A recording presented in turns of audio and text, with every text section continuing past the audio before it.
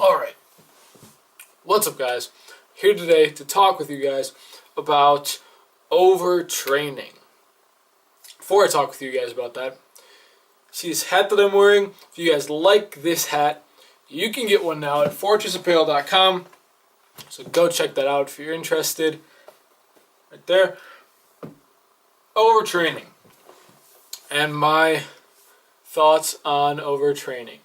And I want to talk about it because if you may have heard, there was recently 3 college football players at Oregon who, after an off-season workout, they had to go to the hospital because they were overworked and, after a workout, they were just in poor condition. They had to go to a hospital because something was wrong with them.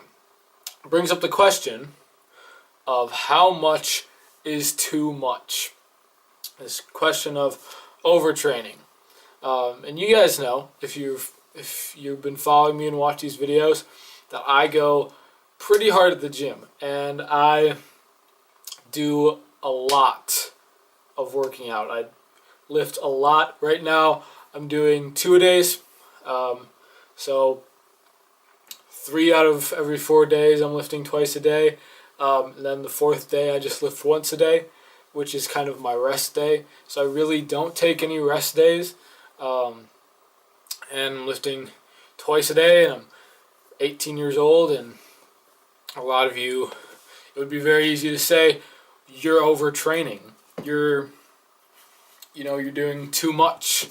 Like you're doing an unhealthy amount of exercise and work. So I want to talk about my opinion on overtraining, and I think that overtraining is definitely a thing. Like there are these people, these like super intense lifters, bodybuilders, and powerlifters and stuff, that'll tell you like there's no such thing as overtraining. They'll just completely deny it. They'll say that there's no such thing as too much work. And I'm going to say right now that there definitely is.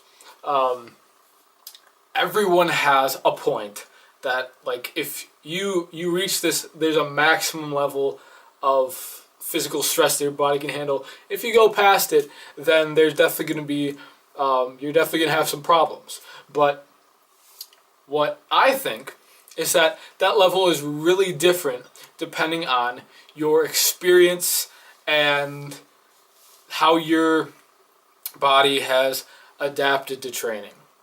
For me, I am very consistent with working out. Like, I don't take a lot of time off, and I have been doing it for so many years that I've been consistently lifting, so my body is adapted to doing so much volume and so much intensity.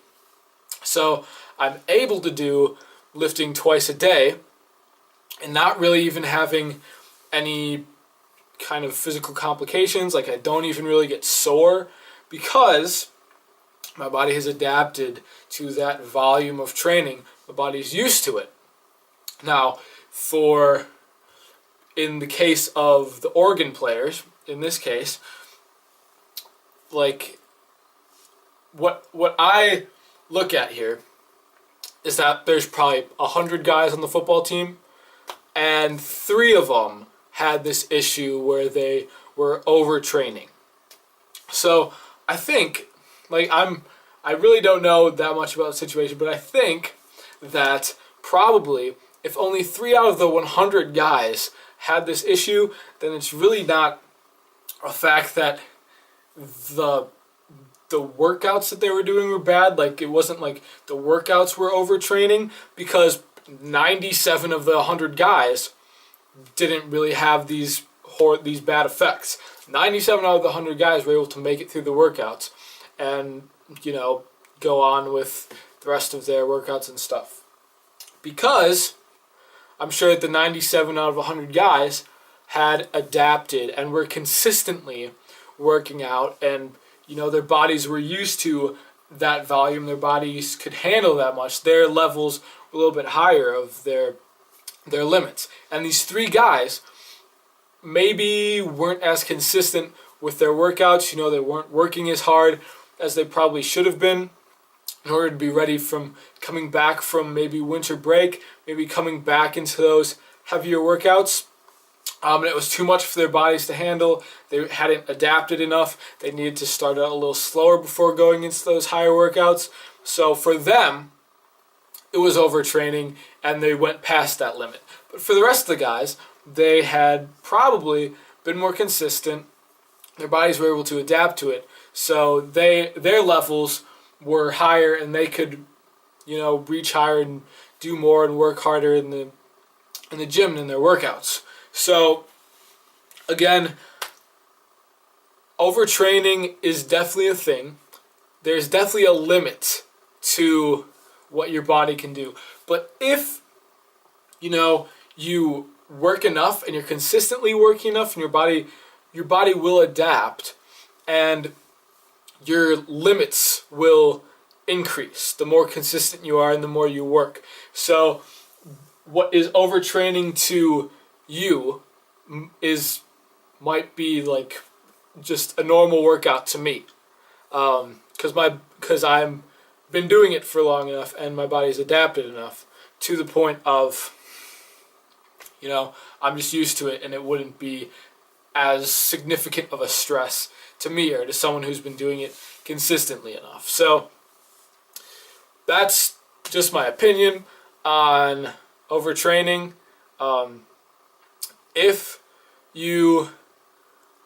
So I don't suggest that people do like 2-a-days and high volume training like I do, because they're not adapted to it and not at that level. If you want to get to that level, if you want to be working that hard, and you're not consistently doing that, there's gonna be some really harsh effects. You need to start out lower and work your way up to that level of volume. You need to allow your body to adapt and get used to that level of training so you can move up in volume and intensity. And then, like, it might be overtraining now, but if you allow your body to adapt to it over time, over months of consistent training, then your body will be used to it, and it won't be, you know, overtraining. So that's my thoughts. This is open for discussion. So if you guys, I want to know your thoughts on overtraining. If you train, if you work out, if you exercise, I'd love to know your thoughts on this. Leave your comments in the comments below. If you make videos, if you make fitness-related videos, if you train and make videos, I definitely want to know your opinion. I would love it for other fitness-related people on YouTube to make videos on their opinion of overtraining, because I think my opinion of overtraining might be different from a lot of other people's opinions, depending on their level of experience. And you know, because I think people who don't have as much experience might think that overtraining is definitely more significant than people who have a lot of experience, because then they can work a lot harder and they don't get to that point of overtraining as easily, so they don't think it's really that significant. So if you train, or if you don't train, whatever, I'd love to know your opinion, so feel free to discuss in the comments below. That is it for my opinion.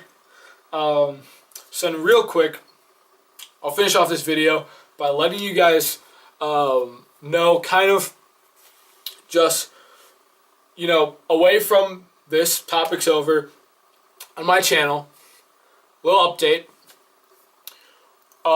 So the way that I think that I'm gonna try to structure the videos that I upload is, I want like the 3 main things that this channel to be about are fitness, faith, and so those are like the 3, I guess, like general topics that my videos could fall under.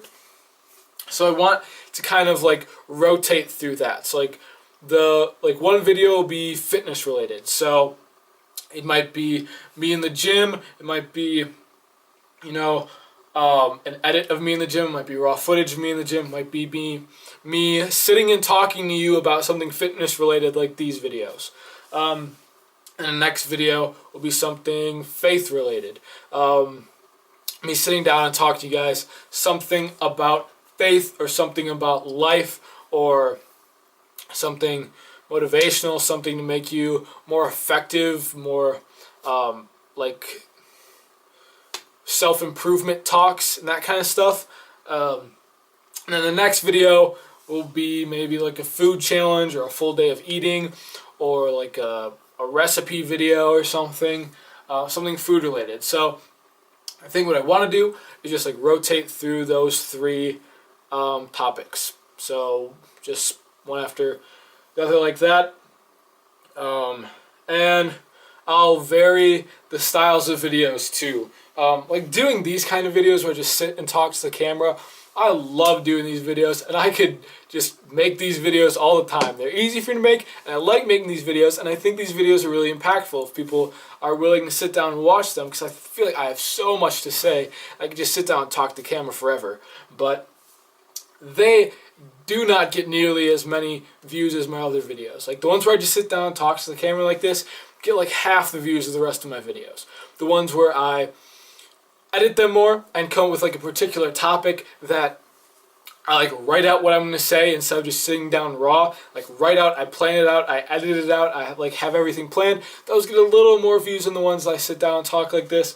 And then there's the ones where I'm like in the gym, I'm training and I edit and stuff, and I have like music and like motivational videos and that kind of stuff. Then those get a little more. Try doing the vlogs. You got really good response on the vlogs. I'll definitely do more of those. Those get about the same amount of views.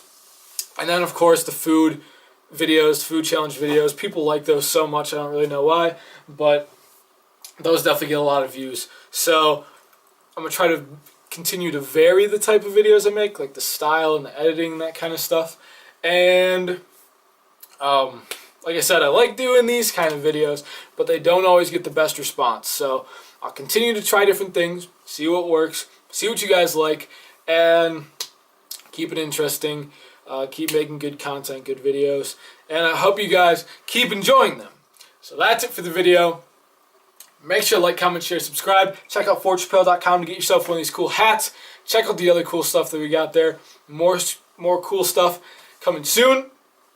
And that's it. Out.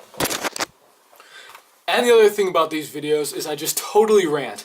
This video is super long too, so if you got to the end of this video, you're awesome. And comment below. If you made it this far, comment like your favorite color or something. I don't know. Whatever, I don't really care. See you guys in the next one.